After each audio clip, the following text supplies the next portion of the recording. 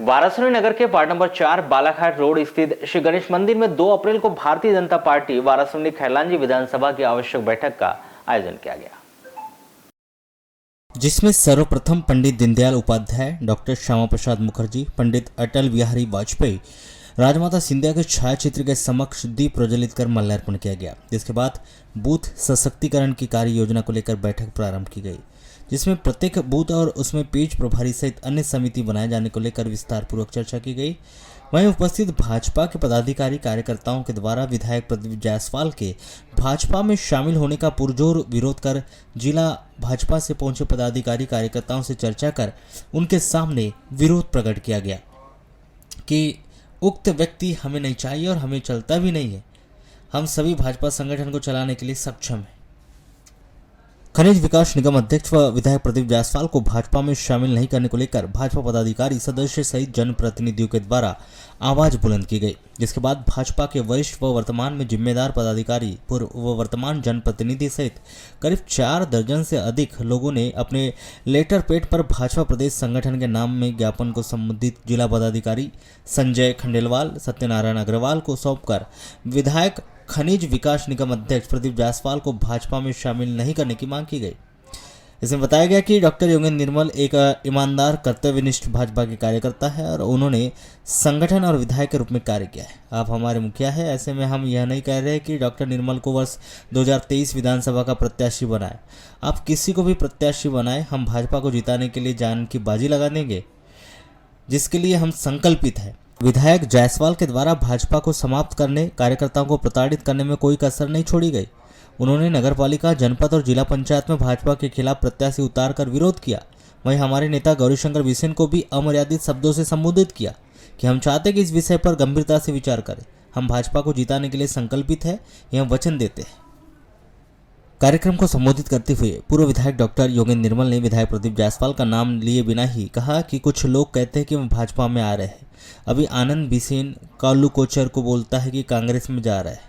किशोर बंसोड़कर कहता है कि आम आदमी पार्टी में जा रहा है। यह भाजपा है, मेरे साथ रहे। विधायक ने कहा, पिछली बार का याद नहीं है क्या? आपको किसी ने बोला था कि आपको टिकट मिलेगा, आप विधायक थे। किसी ने नहीं बोला पर टिकट दिया। डॉक्टर निर्मल ने विधायक प्रदीप जायसवाल पर कटाक्ष करते हुए कहा कि यह कहते हैं कि इन्हें बोले हैं कि टिकट देंगे और कैबिनेट में बनाएंगे। लोग बताते हैं कि 60 का 55 का टिकट कटेगा, पर इनका टिकट तो जनता ही काटेगी। मिलता है कालू कोचर को परसों आनंद बिसेन, तो वो क्या बोलता है, कांग्रेस में जा रहे हैं। एक किशोर बंसोड़ डालता है, मैं झूठ बोल रहा हूँ मेरे को बताना, एक किशोर बंसोड़ डालता है आप में जा रहे हैं, कोई बोल रहा है बाप में जा रहे हैं। आप एक बात बताओ, जा कहाँ रहा है? अच्छा, जा कहाँ रहा है? अच्छा, मैं एक बात बताता हूँ, ये भारतीय जनता पार्टी है। 4 बार के विधायक मेरे साथ बैठने वाले अभी भोपाल में मिले। मैंने कहा, क्यों बहादुर, तेरी टिकट का क्या है? बोले पिछली बार का ध्यान नहीं है क्या? बोले डॉक्टर साहब। मैंने कहा, यार ध्यान तो है। बोले तुमको किसी ने बोला था कि तुमको टिकट मिलेगी? ये विधायक थे, लेकिन ना हमको शिवराज जी ने बोले, ना नंद कुमार सिंह चौहान ने बोले, उसके बाद राकेश सिंह आ गए, हमको उनने नहीं बोले, सुहास भगत ने नहीं बोले कि तुमको टिकट मिलेगी। वो बोलते ही नहीं, उनके पेट का पानी नहीं हिलता। इसको बोलेंगे तेरे को टिकट मिलेगी और अगले बार तेरे को कैबिनेट बनाएंगे। आज से बताएंगे क्या इसको? अच्छा, किसकी टिकट पक्की है? 60 की कट जाएगी, 55 की अच्छा आता है कि नहीं पेपर में, 35 की कट जाएगी, किसकी भी कटेगी, इसकी पब्लिक काटेगी। कौन काटेगा? पब्लिक काटेगी। ये मनोज बैठे ही है, हीरामन भाव बैठे ही काटने के लिए आरी लेकर। और अब तो इलेक्ट्रॉनिक आ रही है, साली ज्यादा ताकत भी नहीं लगाए कहीं से 11 केवी से जोड़े और काटे। भाई आप एक बात को समझ लो। वहीं डॉक्टर निर्मल ने कहा कि पिछला चुनाव हम हारे क्योंकि हमने निचले स्तर पर जाकर नहीं देखा, वरना 32 से 3800 वोट से हम नहीं हारते। नीचे समझने का हमने प्रयास नहीं किया, यह वास्तविकता है। जो आए थे वह छोड़कर भाग गए। उन्होंने हमारे मतदाता और कार्यकर्ताओं को दुखी किया, इसे समझना होगा। आज नहीं समझे तो हमारा भगवान मालिक है। उनको सरकार चाहिए, सरकार के लिए काम करना जरूरी है, वरना बदल दो कहेंगे, और इसमें कुछ अपने भी है। ऐसे में हम जब कंबल डालकर निकलेंगे तो इन्हें लोरी सुनाकर गहरी नींद में सुला देंगे। ताकि ताकत आपके हाथ में है, किसी से डरने की आपको कोई ज़रूरत नहीं है। और हमने जो कागज़ दिया है वो बालाघाट कार्यालय की तिजोरी में बंद करके मत रखना, अभिमत सहित ऊपर भेजना और हमें 5 अप्रैल तक संगठन का काम करना है। हमको पिछले चुनाव में क्यों हार गए हमने नीचे स्तर पे जाकर के पकड़ा ही नहीं। हम इतने 3200 वोट से 3800 वोट से हारते नहीं। हमने नीचे समझने का प्रयास नहीं किया। बहुत से लोग आ गए, वास्तविक बात है, आज छोड़ के भग गए वो यहाँ से, दुखी करके चले गए वारासिवनी के मतदाता को और हमारे कार्यकर्ता को। हमको इस बात को भी समझना पड़ेगा इस बात को। अगर हम आज भी नहीं समझेंगे तो हमारा भगवान मालिक है। देखो मैं एक बात बताता हूँ, उनको क्या चाहिए, उनको चाहिए सरकार। और सरकार के लिए वो क्या करेंगे? फिर आप हाथ पे हाथ धरे बैठे रहोगे तो किसी, हम बोलते हैं ना, बूथ पे आदमी काम नहीं कर रहा है बदल दो, वो भी बोलेंगे वारासिवनी में काम नहीं कर रहा है बदल दो। पाठक जी ये बोलेंगे कि नहीं बोलेंगे? हम अपना काम, अच्छा इसमें जो है वो किसका आदमी है? हाँ हमारा है। हम जब रात में कंबल ओढ़ के निकलेंगे तो इस आदमी को क्या करेंगे? इसको सुला देंगे। अच्छा पास में बैठ के क्या कैसे सुलाएंगे? अच्छी बढ़िया लोरी सुनाएंगे ना जी, हाँ वो सो जाएगा बढ़िया शांति से। देखो मैं एक बात बताता हूँ, सारी ताकत आपके हाथ में, डरने की जरूरत नहीं। हाँ इनको भी बताना पड़ेगा। अभी निरंजन भैया ने बोले नहीं ये ले जाओ कागज, तो कागज भेजना, रखे मत रखना बालाघाट में कार्यालय में तिजोरी में बंद करके। अभिमत सही, ठीक है कि नहीं? श्री निर्मल ने कहा कि छत्रपति शिवाजी महाराज ने जब झंडा फहराया तभी तो औरंगजेब से लड़ाई की, उसके बाद मराठवाड़ा बना।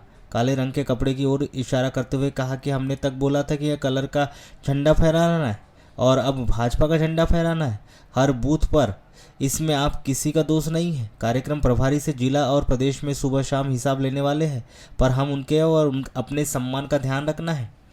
विधायक प्रदीप जायसवाल पर कटाक्ष करते हुए उन्होंने कहा कि आने और घुसने नहीं देना है। हमारे नेता भी बोल रहे हैं कि उन्हें कदम नहीं रखने दूंगा, जिसके लिए अब हमें संघर्ष करना पड़ेगा। शांत बैठने से कुछ नहीं होगा, हमें इम्यून रहना है, तभी तो कैसे भी कीटाणु हमारे शरीर में घुस।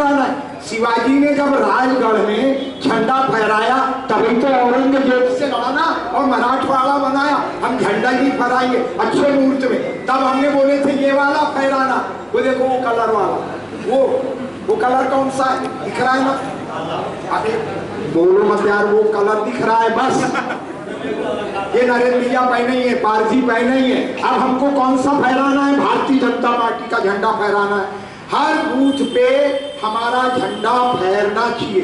देखो आपका भी कोई दोस्त नहीं है, आपका भी दोस्त नहीं है। ये हमारे संयोजक है ठाकरे, ये इनका भी दोस्त नहीं है।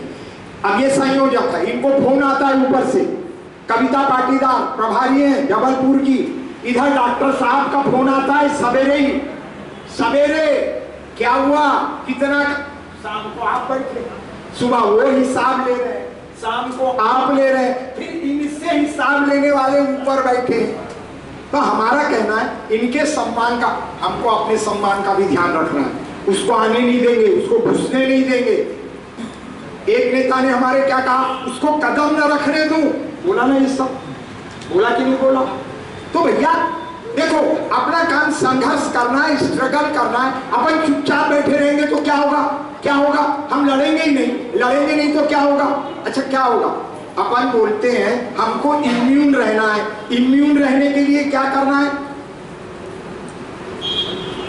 आइयो सोफे की अब बीच ये अपने जो कपड़े वाली अलमारियां वहीं सोफे पर है, बता के भैया। अब आप एक बात बताओ हमको कि हम बोलते हैं इम्यून होना, इम्यूनिटी रहेगी तो कोई कीटाणु कोई बीमारी कुछ नहीं लगेगी। बोलते हैं ना विष्णु बाबू, इम्यून रहो, हल्दी खाओ, नीम खाओ, गिलोय खाओ। तो ये नीम हल्दी और गिलोय है, ठीक है ना? ये खाएंगे तो इम्यून रहेंगे और कैसा ही कीटाणु आएगा वो अगर हमारे शरीर में घुसेगा ना, उसके पहले ही मर जाएगा, वो घुस ही नहीं पाएगा। मैं आपको बता रहा हूँ, इसलिए मैं आपसे निवेदन कर रहा हूँ। डॉक्टर निर्मल ने कहा कि 1 घंटे में सूचना किए थे, जिसके बाद इतने सारे पदाधिकारी सदस्य यहाँ पर उपस्थित हुए। आप लोग अपनी शक्ति को पहचानो। देश और प्रदेश का संगठन आपका विरोध नहीं कर सकता और हमारे पास कागज है जो हम इन्हें दे रहे हैं। इसके पहले भी बहुत ज़्यादा कागज दिए थे। वह सभी प्रदेश पदाधिकारी और संगठन महामंत्री श्री हितानंद के पास पहुँचे। पूरी फाइल है। हमें अपना काम करना है और विस्तारक जरूर जाना सुबह, लेकिन झंडा गाड़ कर आना। इस दौरान सभी अपने अपने काम में जुटे रहो। अब देखो इतनी अलग सूचना। अब कल हम बैठे, हमने 1 घंटे में सूचना की, आप सब आ गए, 100 लोगों की उपस्थिति हो गई और 100% उपस्थिति हुई। संजय भैया जितनों को सूचना की सब आ गए। अब हमारा कहना है इतनी बड़ी शक्ति के सामने और मध्य प्रदेश का संगठन या राष्ट्रीय संगठन आपका विरोध करके जीतेगा क्या? एक बात बता दो हीरामन भाऊ, आपका विरोध करके वो जीतेगा क्या? बस इतना ही, हाँ या ना, बस और कुछ नहीं, इतना ही बताओ। नहीं, सिर्फ हाँ या ना बताओ। हाँ या ना नहीं बोलिए आपने जितना बोले वो तो स्वागत योग्य, स्वागत योग्य। पर वहीं जिला उपाध्यक्ष संजय खंडेलवाल ने बताया कि वाराणसी विधानसभा की बैठक लेने के लिए आए थे। पूरे प्रदेश में बुद्ध सशक्तिकरण चल रहा है। भाजपा को इसको लेकर कार्यक्रम दिए गए थे, उस पर बैठक पर चर्चा की गई।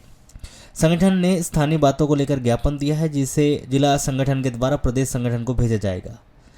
श्री खंडेलवाल ने कहा कि बूथ सशक्तिकरण का काम बूथ की रचना कर समिति बनाना है। यह काम 20 मार्च से 31 मार्च तक होना था, पर कुछ स्थान पर कार्य पूर्ण न होने से बालाघाट को 5 दिन का समय दिया गया है। सत्यनारायण बूथ सशक्तिकरण अभियान भारतीय जनता पार्टी का चल रहा है। उसको लेकर के प्रदेश नेतृत्व द्वारा विभिन्न कार्यक्रम दिए गए थे हमको 1 तारीख से लेकर 16 तारीख तक के। उस विषय को लेकर के हम वाराणसी विधानसभा के समस्त कार्यकर्ता और सभी ज्येष्ठ कार्यकर्ता पदाधिकारियों से आज चर्चा करने आए थे। स्थानीय बातों को लेकर ज्ञापन दिया गया है। जिला